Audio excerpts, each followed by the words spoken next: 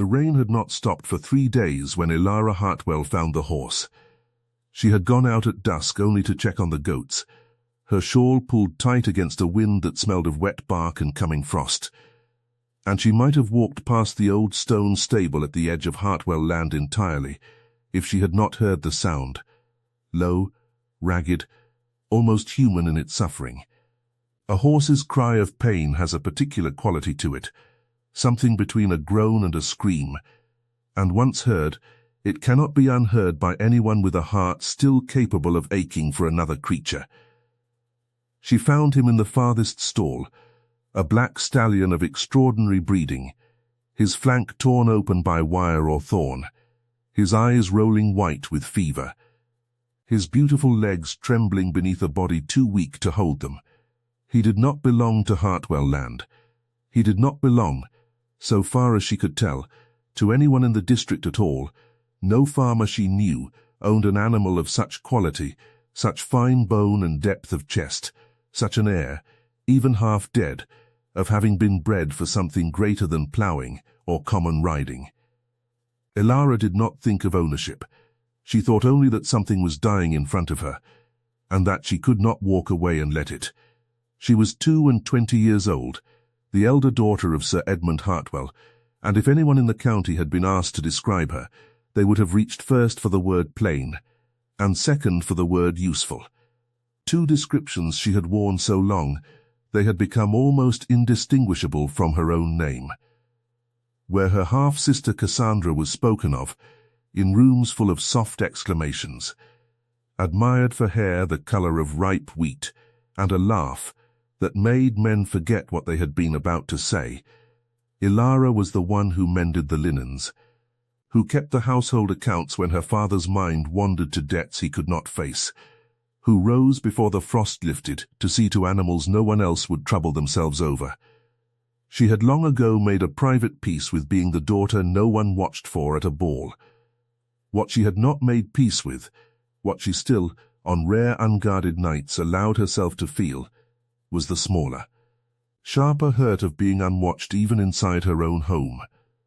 That peace, that careful and hard-won resignation, was still fully intact on the evening she knelt in damp straw beside a dying stranger's horse and began, with hands that did not shake despite the cold, to save its life. She worked through the night. She had learned some skill with animals from her mother, dead now 11 years. A woman the county still spoke of with a gentleness they rarely extended to her surviving daughter, as if all of the mother's warmth had been buried with her, and none of it had passed down. Elara cleaned the wound with water boiled in a stolen kettle.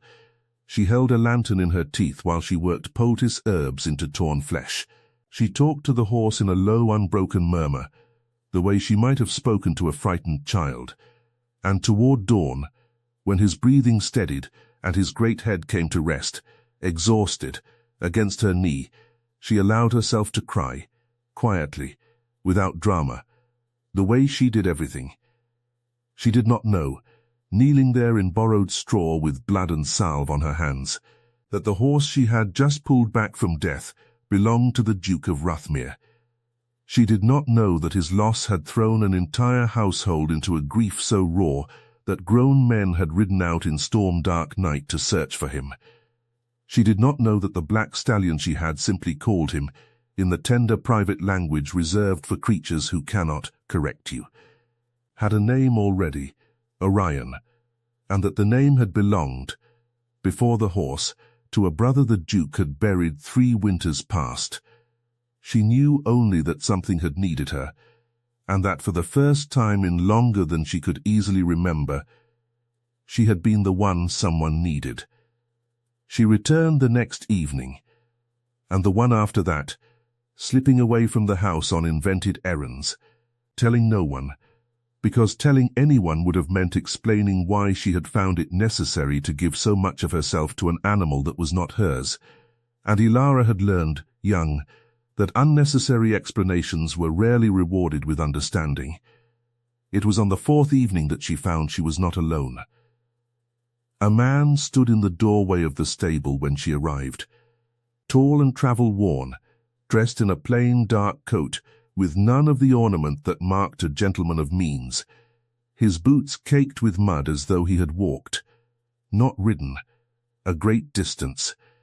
His face was shadowed by the failing light, but she saw enough of it to note the sharpness of his jaw, the stillness in the way he stood, a stillness that struck her as watchful rather than idle.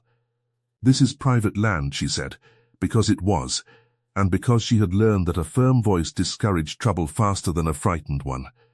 "You'll want the road back toward the village." "I am aware it is private land," he said.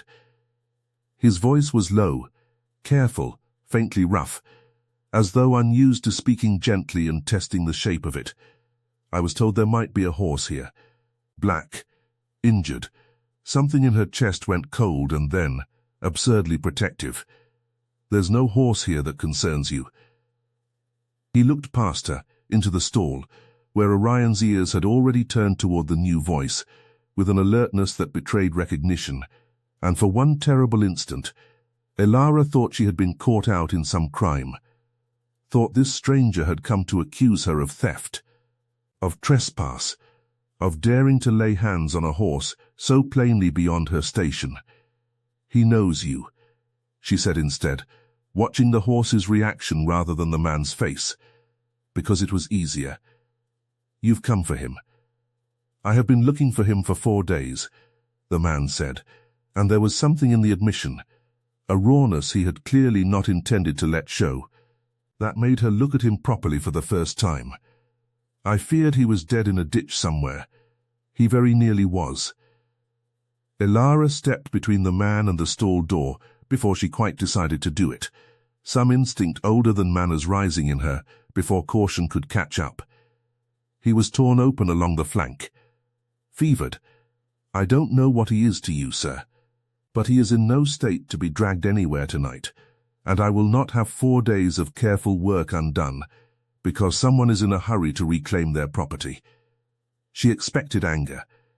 Gentleman, and she assumed, from his bearing despite his plain coat, that he was some manner of gentleman, however shabbily dressed, did not care to be addressed in that tone by women they had never met, women with straw in their hair and salve staining their sleeves. Instead, after a long moment, the stranger said, quietly, "You did this. Alone, I had no help to spare." She heard the defensiveness in her own voice and did not soften it. 4 days, he said again, as though the number mattered to him in some way she could not yet understand.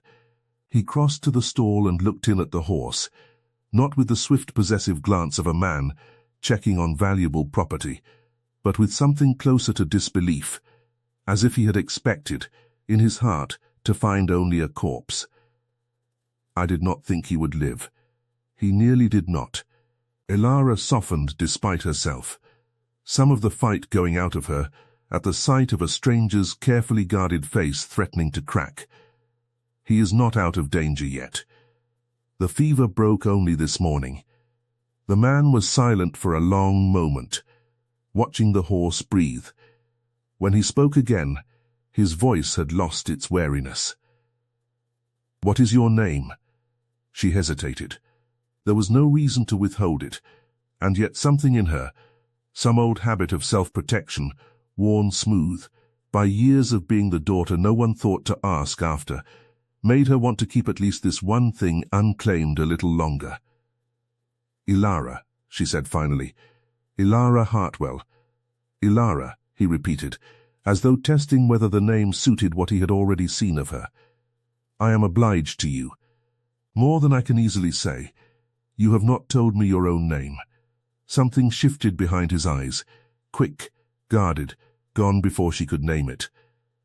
"Gideon," he said. "Call me Gideon." It was not a lie, precisely.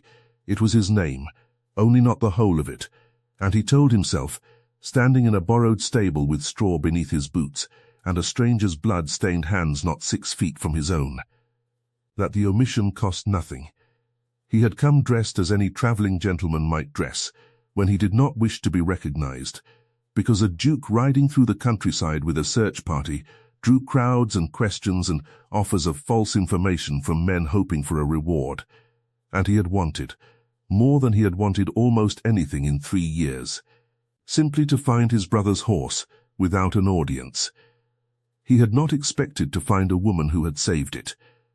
He had not expected, either, the strange unraveling sensation of standing in her presence, this plain, straight-backed, sharp-tongued young woman who had defended a stranger's horse from its own owner with more ferocity than most men showed defending their own property, who had not simpered or startled or reached for pleasantries, who had looked at him as though his rank, had she known it, would have mattered to her a great deal less than the state of the animal in the stall. "I will return tomorrow," he said, "if you will permit it, to see how he does." "It is not my stable to grant permission over," Elara said, though something in her wished, absurdly, that it were. "But he is not fit to be moved. If you come to help, not to hurry him." "I would not dream of hurrying him," Gideon said, and meant it more deeply than she could have guessed. He returned the next evening, and the one after that.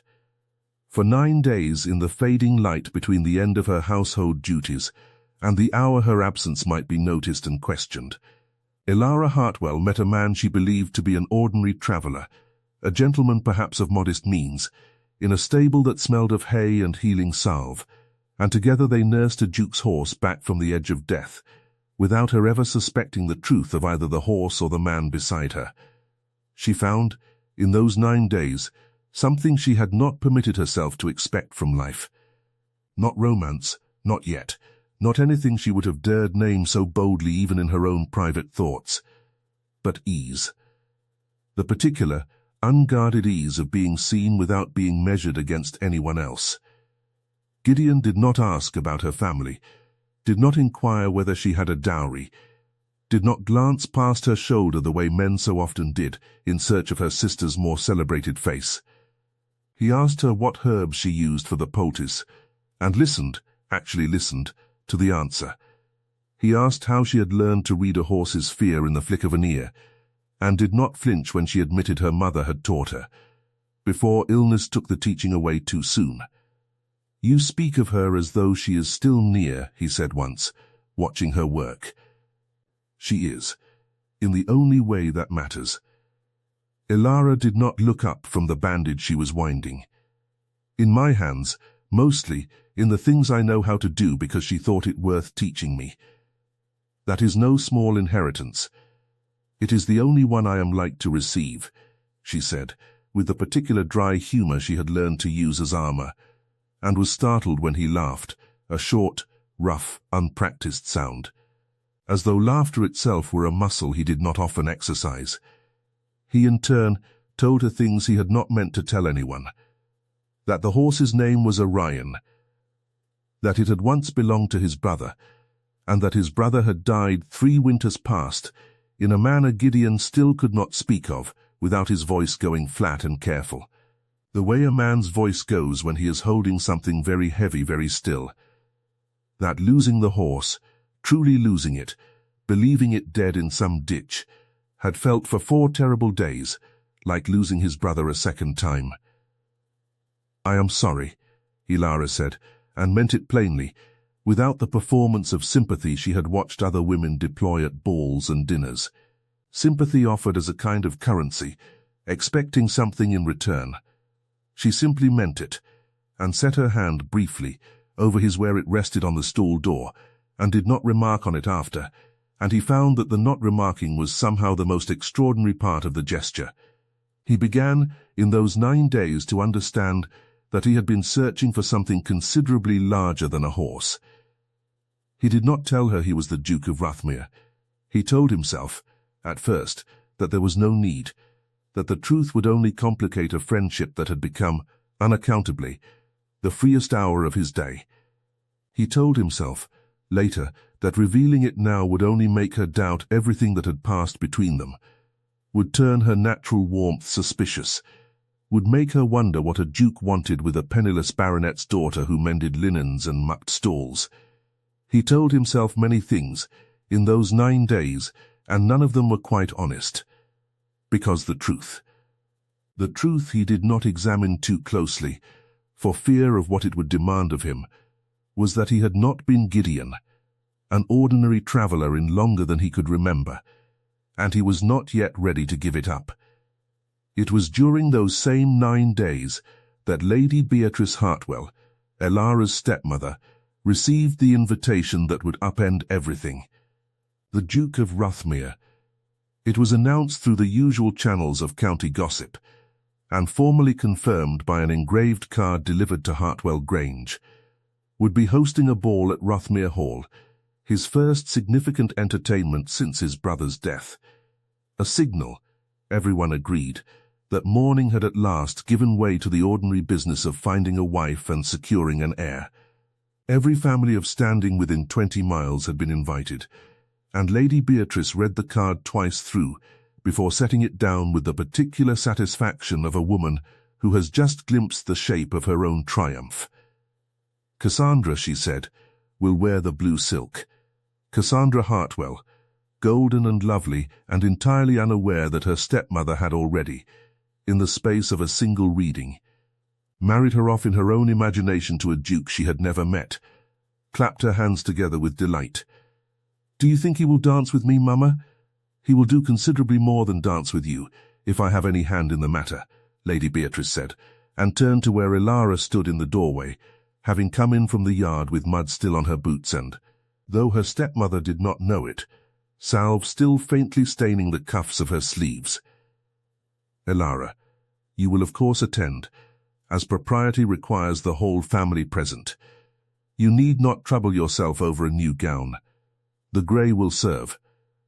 The grey was 3 seasons old, let out twice at the seams, a colour that made Elara's face look tired, even on her best mornings. It had served at every gathering for 3 years, and Lady Beatrice referred to it now with the easy cruelty of a woman who had long since stopped noticing that cruelty was what it was.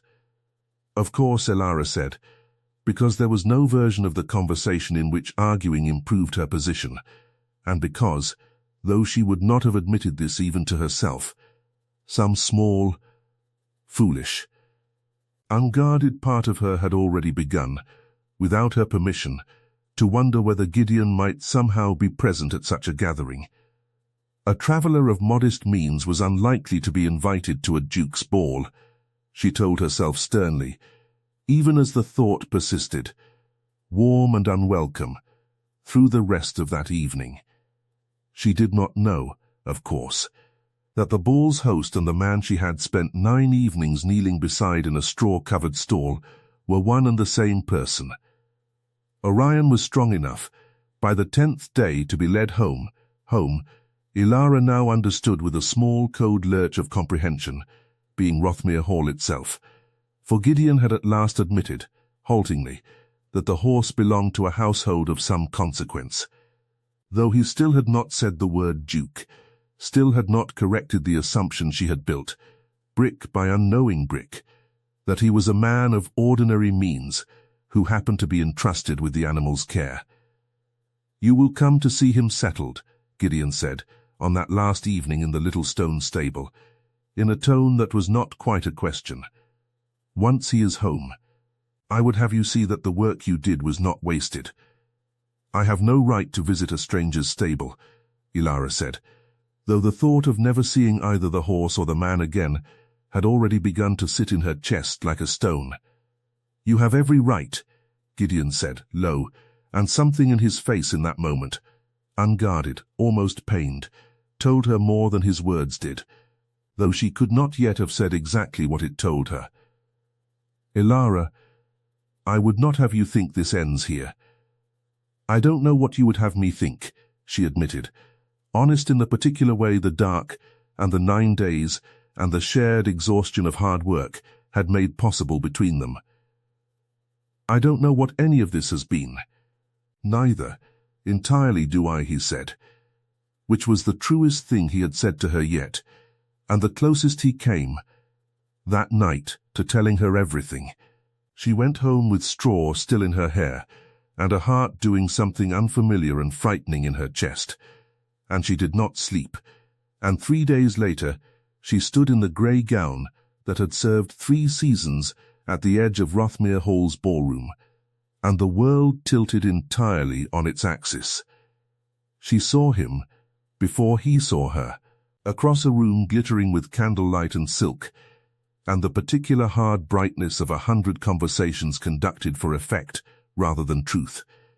And for one full suspended moment, she thought her mind had simply conjured him out of longing, the way a starving person might imagine the smell of bread. Then he turned, and their eyes met, and she watched the color drain from his face, watched some rapid and terrible calculation move behind his eyes, and understood, with a clarity that struck like cold water, that he was not a guest at this ball. He was standing at its head, receiving its guests, wearing, she now saw, clothes of a cut and quality that no traveller of modest means could ever have afforded. And beside him stood an older woman in dowager's black, who was even now saying, to the room at large, in a voice pitched to carry, "His Grace has been too long from society. We are all so very pleased he has consented to open Rothmere Hall again." His Grace. Elara stood very still, the way a creature stands still when it senses, too late, that the ground beneath it has already given way. She did not remember, afterward, precisely how she got through the next quarter hour, the introductions, her stepmother's barely restrained triumph as she steered Cassandra forward, the Duke's careful, correct, agonized courtesy as he greeted the Hartwell family, exactly as he greeted every other family in the room, as though he had never in his life knelt beside Elara Hartwell in a straw strewn.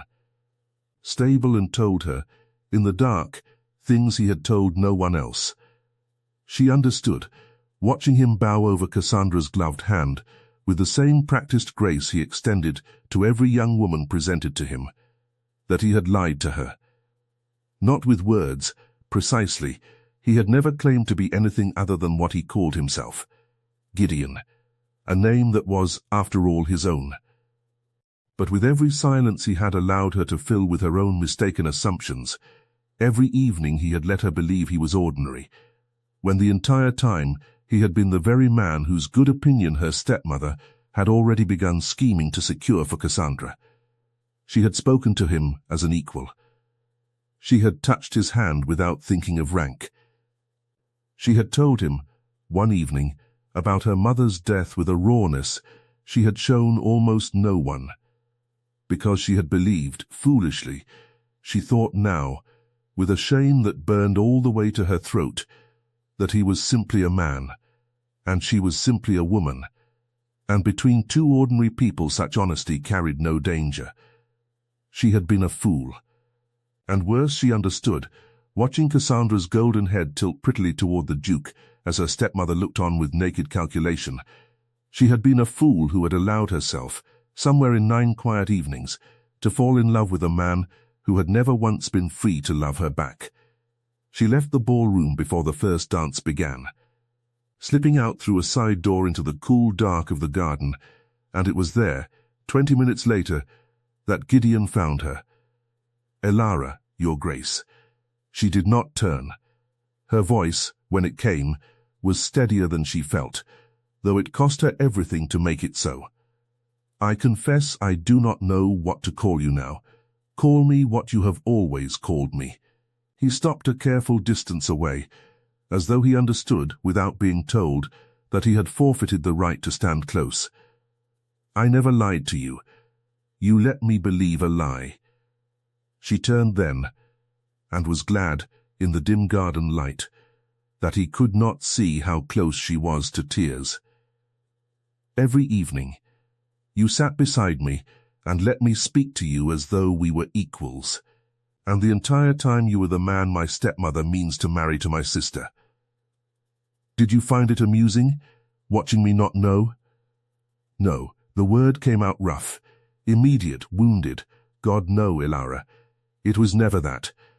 I did not tell you because I did not want." He stopped, seemed to gather himself, tried again.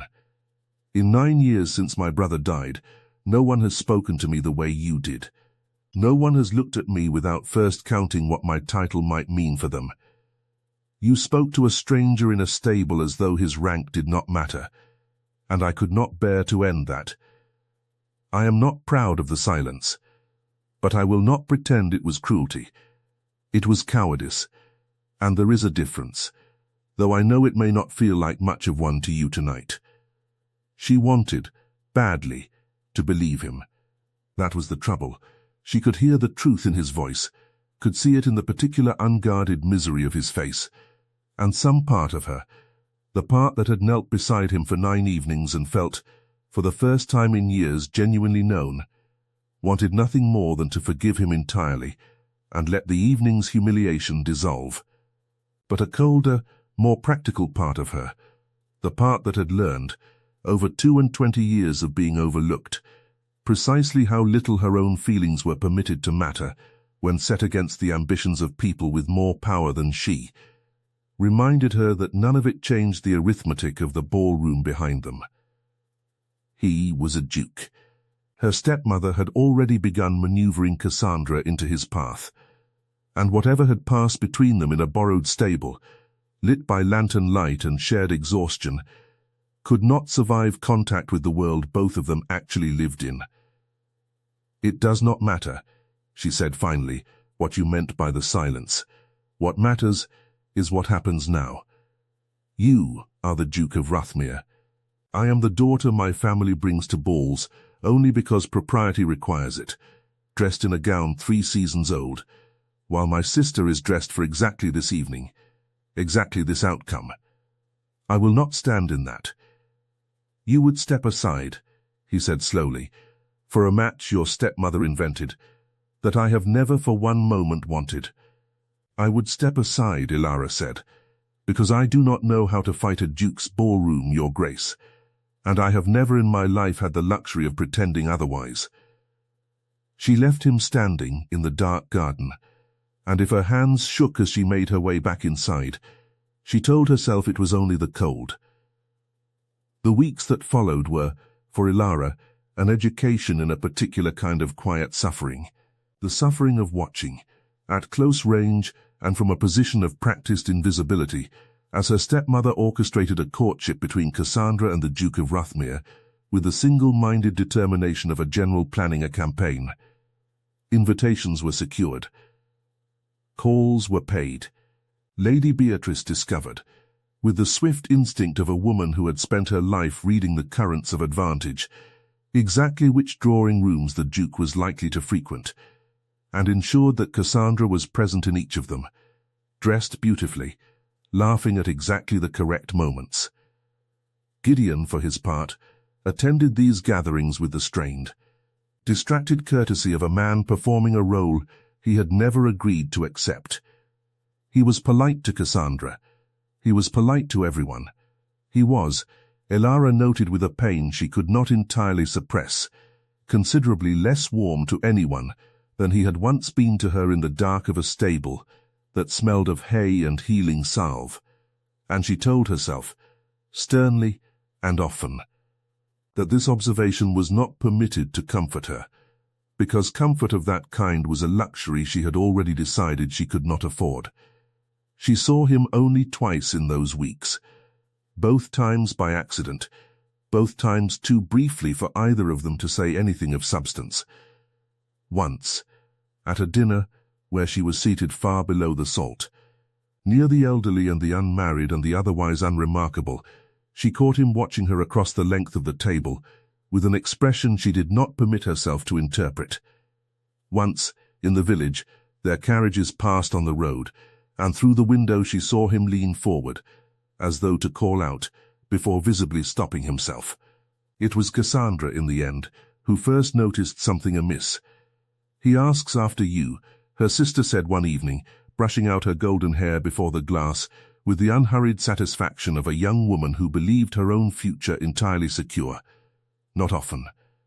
Not so anyone else would notice. But he has asked, twice now, whether the horse you found is recovering well." "I did not know you had found a horse."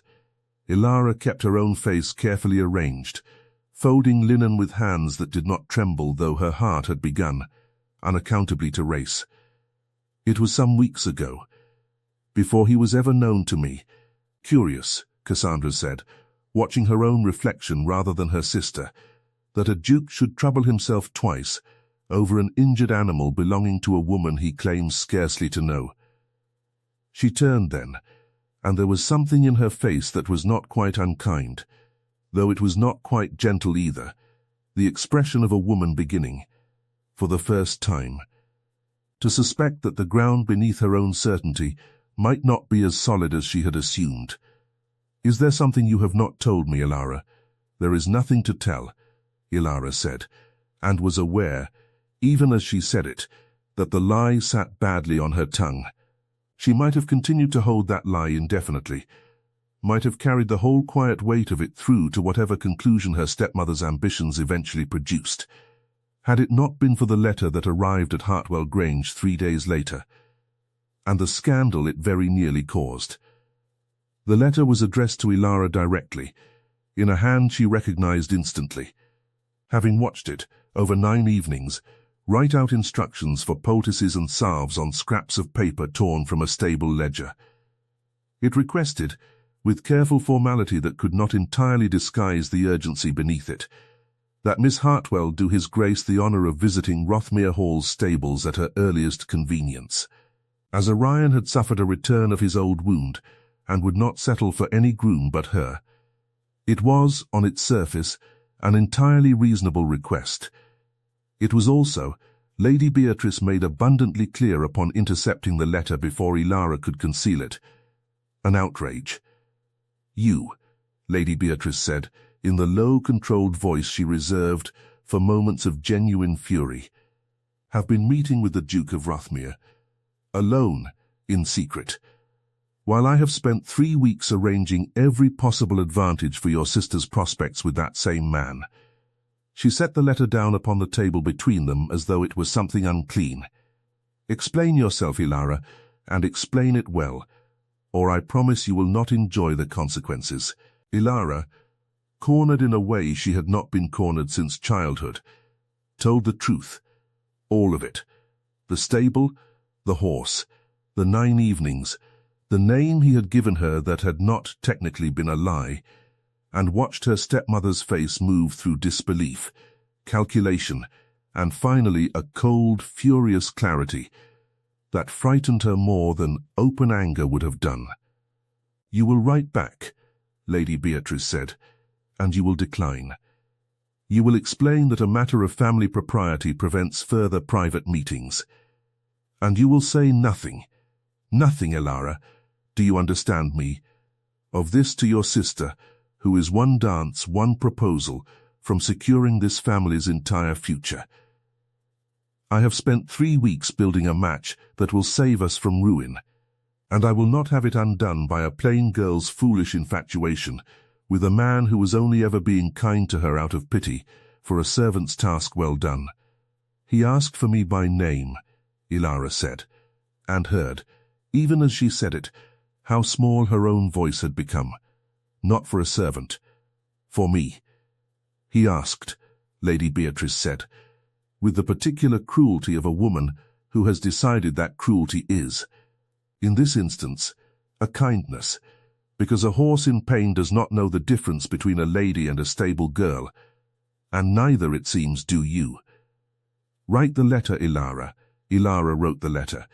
She told herself, folding it with hands gone numb, that it was the only decent course available to her, that her stepmother was not entirely wrong, that a family teetering on the edge of genuine financial ruin could not afford the luxury of Elara's private feelings, that Cassandra's happiness and the whole household survival mattered more than 9 evenings of stolen warmth in a borrowed stable. She told herself this with great conviction, and cried afterward, alone in her room, with a thoroughness that frightened even her. The letter reached Gideon 2 days later, and he read it 3 times before he understood, fully, what it meant. Not merely a decline, but a closing deliberate and final, of a door he had spent 3 weeks hoping, against all his better judgment, might one day open again. He might have accepted it, he told himself, pacing the long gallery of Rothmere Hall beneath the painted eyes of ancestors who had, no doubt, made considerably more sensible marriages than the one his heart now demanded, that a duke did not chase after a baronet's daughter who had made her wishes plain. He told himself this for the better part of a day, and found, by evening, that he did not believe a single word of it. It was his dowager aunt, of all people, the same sharp-eyed woman who had announced his return to society at the ball with such visible satisfaction, who finally forced the matter into the open. "You are in love with the wrong sister," Lady Vesper Ashford said, over a dinner Gideon had barely touched, with the blunt authority of a woman who had buried a husband and outlived 2 brothers, and had long since stopped pretending that tact was worth the trouble it cost her. "I have watched you these 3 weeks, Gideon, dancing attendance on a girl whose company visibly bores you, while your eyes go continually to the doorway, hoping her plain elder sister might appear in it. Do not insult me by denying it. It is not so simple," Gideon said. "It never is, for men who insist on making it complicated." His aunt set down her fork with precision. "Lady Beatrice Hartwell has spent 3 weeks maneuvering her daughter into your path, because her household is drowning in debt her husband is too weak to address. And everyone in the county knows it. And everyone in the county is far too polite to say so. That is her right, as a mother frightened for her family's survival. It is not, however, your obligation to drown alongside them out of misplaced courtesy. What do you actually want, Gideon?" He was silent for a long moment.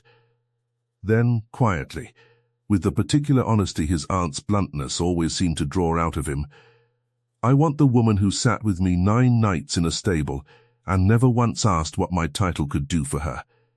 I want the only person who has spoken to me, since James died, as though I were simply a man grieving his brother, rather than a duke to be managed or married or mourned at from a careful distance. I want Elara."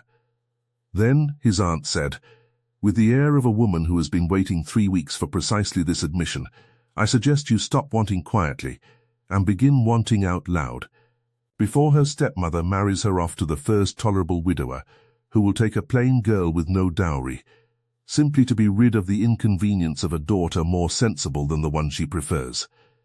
It was this last thought, the image of Elara married off in haste, in resignation, to some man who would never trouble himself to learn the particular grace of her hands mending a wound, or the dry courage of her humor, or the depth beneath her careful, guarded stillness, that finally moved Gideon to act.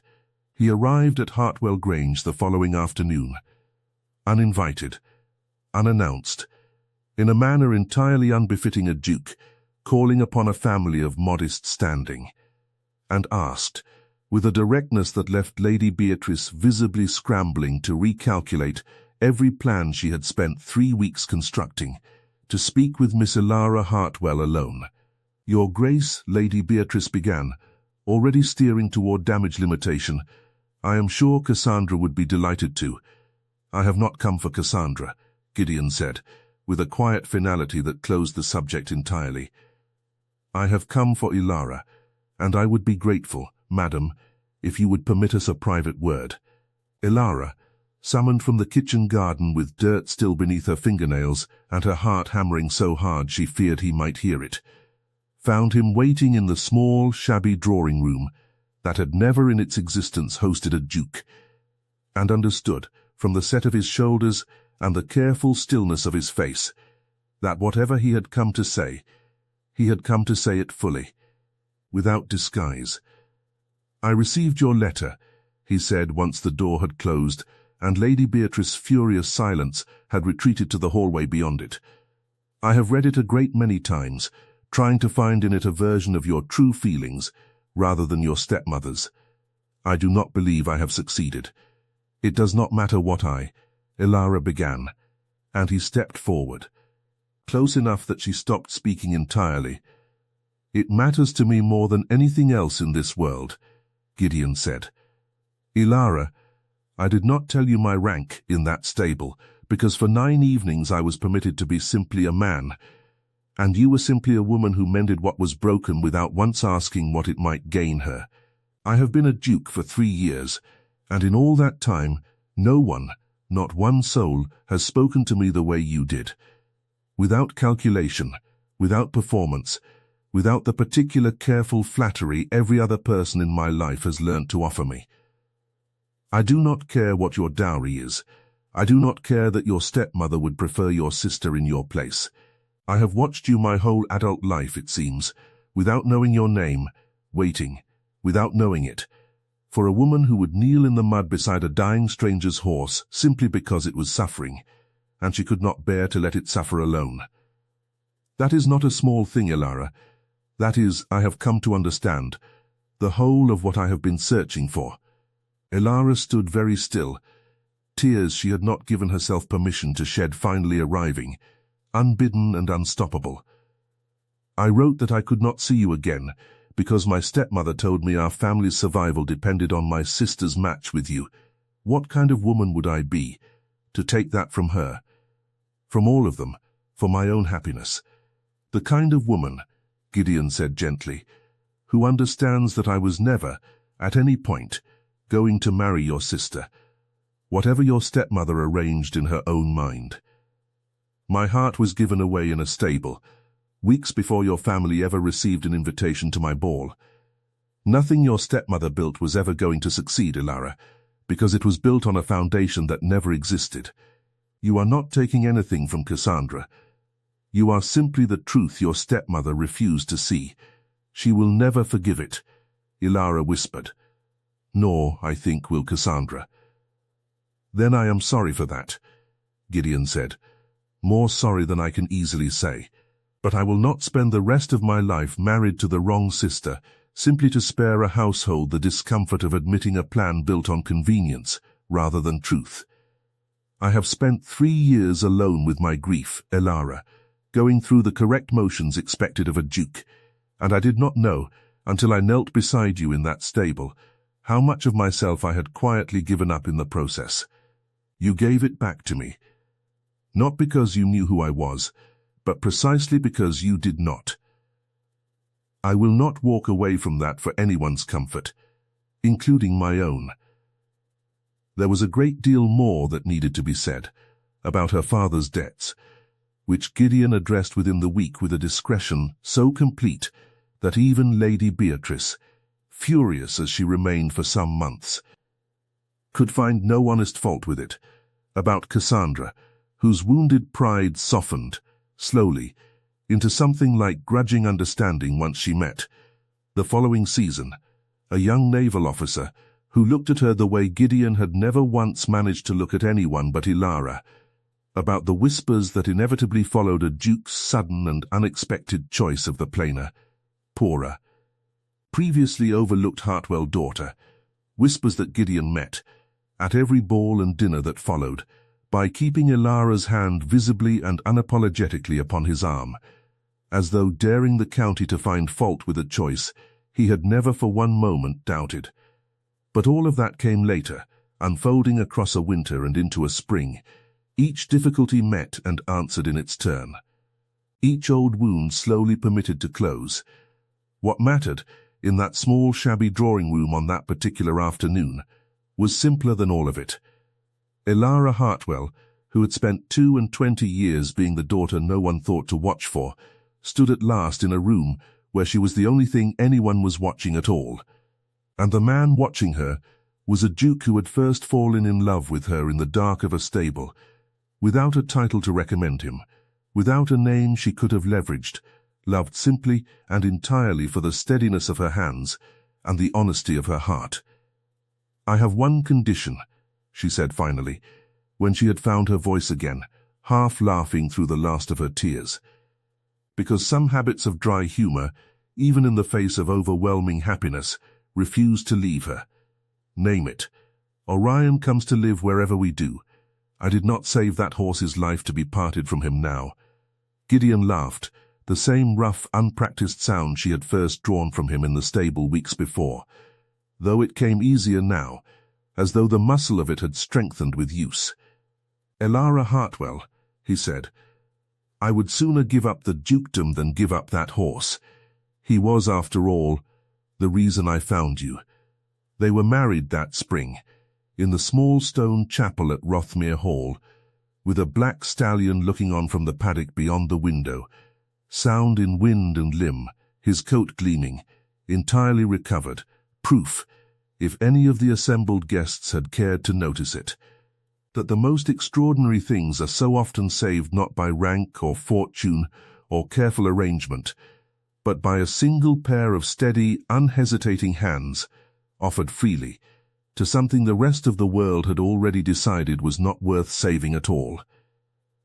Lady Beatrice attended, in the end, dressed in her finest and wearing, for the ceremony itself, an expression that might almost have been mistaken for pride, if one did not know her too well, and Cassandra, who had by then begun her own quiet correspondence with a certain naval officer, stood as her sister's attendant and wept, unashamed, real tears, the kind that come only when old resentment has finally, fully, given way to love. And Elara, standing before the man who had first known her only as a stranger kneeling in the mud, beside a dying horse, and who had chosen her still, fully and knowingly, once every title and every advantage had been laid bare between them, understood at last what her mother's old teaching had truly given her. Not merely the skill to mend a wound, but the deeper, harder-won knowledge that the truest worth a person carries is rarely the thing the world first notices, and is, for exactly that reason, the thing most worth waiting for someone brave enough to see. She had gone out one rain-soaked evening, only to check on the goats, expecting nothing from the darkness beyond her family's gate, but cold and duty and the ordinary weight of being overlooked. She had found, instead, the whole of her life waiting for her in a stranger's dying horse, and had never once regretted, not for a single day that followed, the choice to kneel down in the mud and save it.